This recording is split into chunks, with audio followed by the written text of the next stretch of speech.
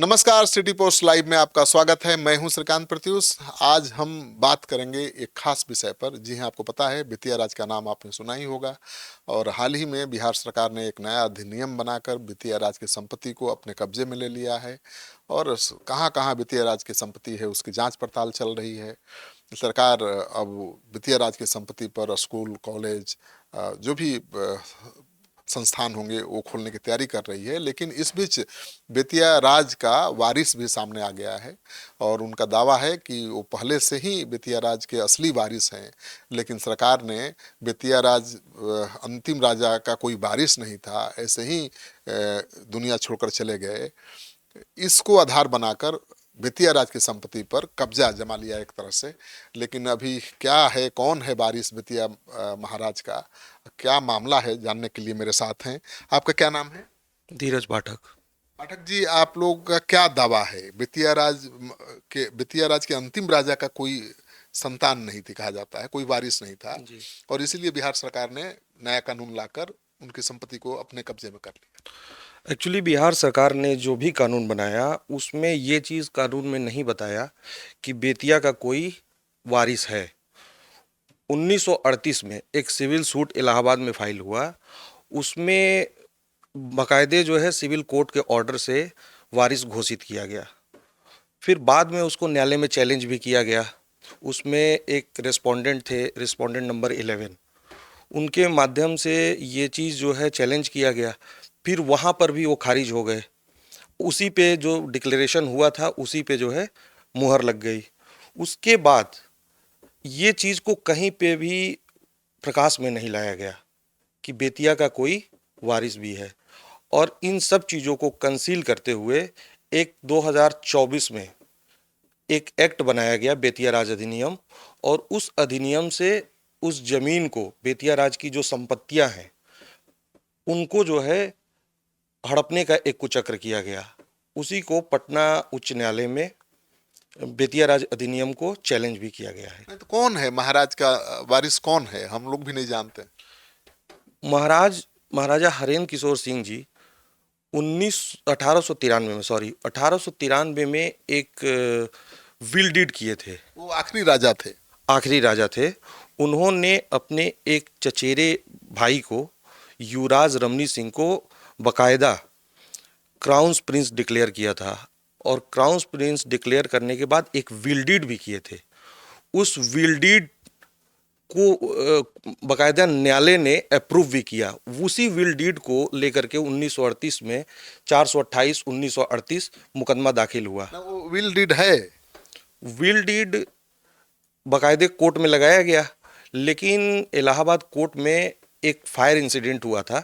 उसमें लोग बताते हैं कि विल डीड जल गई और उस कोर्ट का रिकॉर्ड भी जल गया। उसके बाद उस रिकॉर्ड को जब चाहा गया, मांगा गया कोर्ट से, तो बाकायदे कोर्ट की फाइंडिंग आई। वहाँ के जिला जो जज हैं, जनपद न्यायाधीश, उन्होंने जो है इसको लिख के दिया कि ये फायर इंसिडेंट में ये कागजात जल गए हैं। और मैं जो भी उनके रिकॉर्ड के व्यवस्था होती है उस रिकॉर्ड रूम के आख्या से वो सहमत हुए और उन्होंने बाकायदे लिखित एक फाइंडिंग दी कि ये सारे जो है पेपर्स जल गए। लेकिन उसके बाद भी कुछ टुकड़ों में पेपर कलेक्ट किए गए और उस कलेक्ट करने के आधार पर जो है बाकी सारी चीज़ें जो है प्रकाश में लाई गई। असली सबूत जल गया कैसे? कोई साजिश थी? विल्डिड जल गई। लोग तो यही बताते हैं कि एक साजिश के तहत जो है जिला कचहरी में आग लगाई गई और उसमें जो है बहुत सारे कागजात जले। उसमें हाँ, विल्डिड तो भी। जिस विल डीड के आधार पर आप दावा कर रहे हैं वही नहीं है, तो फिर कैसे आपके दावे को माना जाएगा? वो विल्डिड चूंकि उसमें बिहार गवर्नमेंट, जो राजस्व परिषद बिहार और राजस्व परिषद उत्तर प्रदेश भी पार्टी थी उस मुकदमे में। तो ऐसा नहीं है कि वो फाइल जो है बिहार राजस्व परिषद के पास नहीं होगी। हम लोगों ने बहुत प्रयास किया, कई बार जो है वहाँ इंस्पेक्शन के लिए चाहा, लिखित भी दिया और सारे रिकॉर्ड के लिए आवेदन दिया। तो ये लोग कभी रिकॉर्ड दिखाते नहीं हैं। वो बोलते हैं कि बहुत कॉन्फिडेंशियल है और इस तरीके की बातों से वो टाल देते हैं। इसके बावजूद हमने उस जो उत्तर प्रदेश में भी एक केस पेंडिंग है उसको डिसाइड कराने के लिए माननीय उच्च न्यायालय इलाहाबाद से एक जो है ऑर्डर भी कराया गया। उसके बाद भी वहाँ पर 1 साल से कोई सुनवाई नहीं हो रही है। अब क्या करेंगे आप लोग? अब जो बेतिया राज अधिनियम बना हुआ है, जो बिहार गवर्नमेंट ने बनाया है, जिसके माध्यम से ये सारी इनकी परिसंपत्तियां जो है लेना चाहती है, उस अधिनियम को पटना हाई कोर्ट में चुनौती दी गई है और उसमें डेट लग रही है।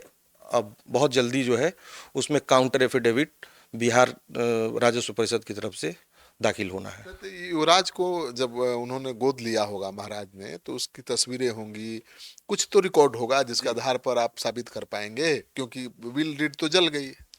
महाराज को बाकायदे जब उन्होंने क्राउन प्रिंस डिक्लेयर किया गया था महाराजा हरेंद्र किशोर सिंह ने, तो महाराज की जो युवराज की जो एज थी, युवराज रमणीक सिंह की आयु उस वर्ष लगभग 7 साल की थी। तब वो राजा बन नहीं सकते थे, इसलिए उनको क्राउन प्रिंस कहा गया। जब वो बालिग हुए तो बकायदे जो है उनका कोरोनेशन हुआ। 1938 में वो कोरोनेट हुए। उसकी मंजूरी, उस विल डीड की मंजूरी लंदन से आई।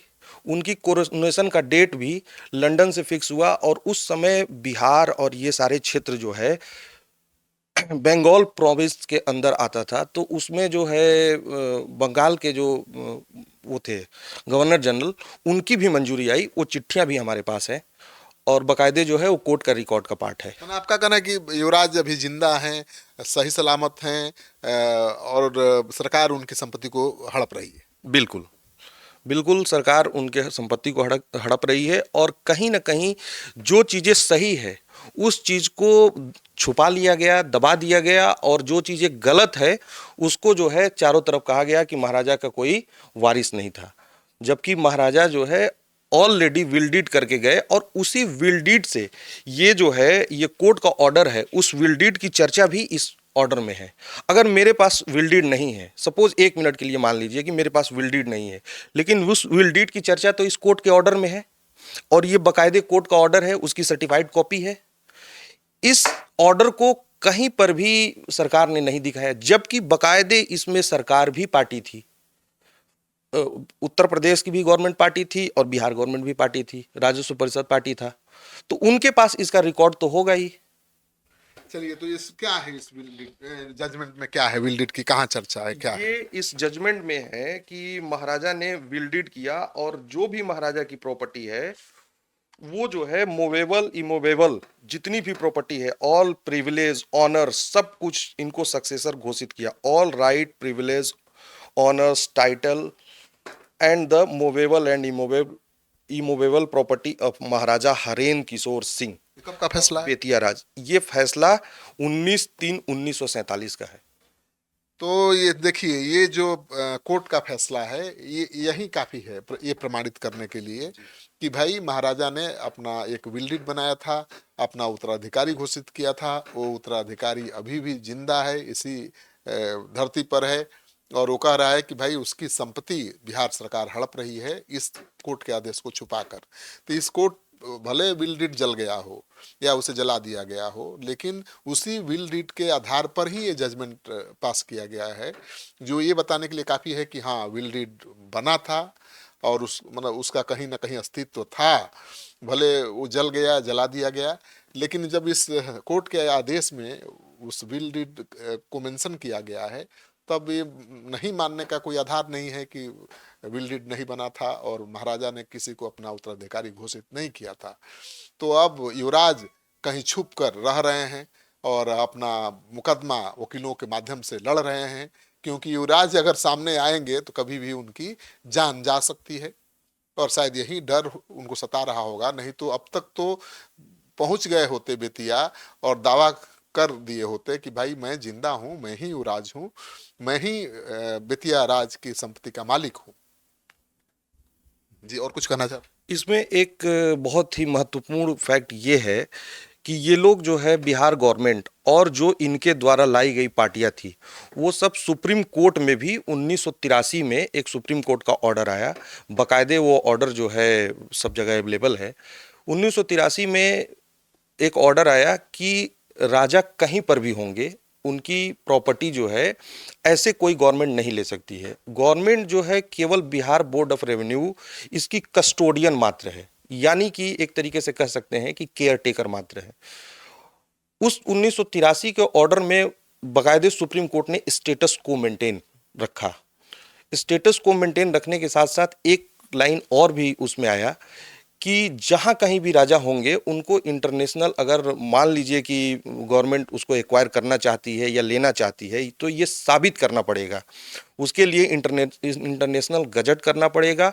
इसके साथ साथ आपको एक एस्चीट का मुकदमा फाइल करना पड़ेगा, यानी कि कोर्ट में, न्यायालय में यह साबित करना होगा कि बेतिया का अब कोई भी विधिक उत्तराधिकारी नहीं है। जबकि 83 के ऑर्डर के बाद बिहार सरकार, राजस्व परिषद बिहार, तुरंत ही 1984 में सब जज 7 पटना के यहाँ इस चीट का मुकदमा फाइल किया और उस मुकदमा को वो काफ़ी दिन तक चला। चलने के बाद एक उसमें जो फैसला आया, बाकायदे 60 पेज का ऑर्डर आया कि बिहार गवर्नमेंट कहीं भी ये साबित करने में सफल नहीं हुई, राजस्व परिषद कहीं भी ये साबित करने में सफल नहीं हुई कि इसका कोई विधिक उत्तराधिकारी नहीं है। उस ऑर्डर को बिहार गवर्नमेंट पटना उच्च न्यायालय में 1994 में अपील की और अपील आज भी पेंडिंग है। अपील का अगर स्टेटस आप देखेंगे पटना हाई कोर्ट में, तो अपील आज भी पेंडिंग है और उस पेंडेंसी के दौरान ही ये एक्ट बनाया गया। मतलब कोर्ट में फैसला अभी लंबित है और सरकार ने एक्ट बना लिया और संपत्ति को हड़प भी लिया। बिल्कुल बिल्कुल, और एक्ट तो बना ही लिया, उसमें जो अपील हमारी वहां पेंडिंग है, इस चीज को एक्ट में लिखा कि इस एक्ट से जितने भी न्यायालय में बेतिया राज से संबंधित विचाराधीन मुकदमे हैं वो स्वतः समाप्त माने जाएंगे। इसका सीधा मतलब ये होता है कि कहीं ना कहीं जो कोर्ट का मतलब कोर्ट में जो भी मुकदमे लंबित है, वो एक फैसले से, एक इनके गजट से, एक इनके अध्यादेश से क्या सारे मुकदमे खत्म मान लिए जाएंगे? तो ऐसी गवर्नमेंट एक्ट बना दे और जितने भी पेंडेंसी है हाई कोर्ट सुप्रीम कोर्ट की, वो खत्म हो जाएगी। बहुत बड़ा सवाल इन्होंने उठाया है और ये तो लगता है कि सरकार की मंशा में कहीं न कहीं खोट है। सरकार ने न तो राजा के वारिस की तलाश की, सरकार ने कोर्ट में चल रहे मुकदमों की परवाह भी नहीं की और नया अधिनियम लाया और बेतिया राज की संपत्ति को एक झटके में अपने कब्जे में ले लिया। लेकिन युवराज भी चुप बैठने वाले नहीं हैं, छुपे हुए हैं क्योंकि जान पर खतरा है, लेकिन वो लड़ रहे हैं क्योंकि उनके साथ वकीलों की एक बड़ी भरोसेमंद टीम खड़ी है। आपको ये खबर कैसी लगी? इस खबर को ज़्यादा से ज़्यादा लोगों के साथ शेयर करिए। अगर आपने अब तक हमारा चैनल सब्सक्राइब नहीं किया है तो जरूर कर लीजिए। आपका सहयोग समर्थन सिटी पोस्ट के लिए बहुत मायने रखता है और आगे भी हम बेतिया राज से जुड़ी खबर लाएंगे, बड़े खुलासे करेंगे। अभी तो ये शुरुआत है।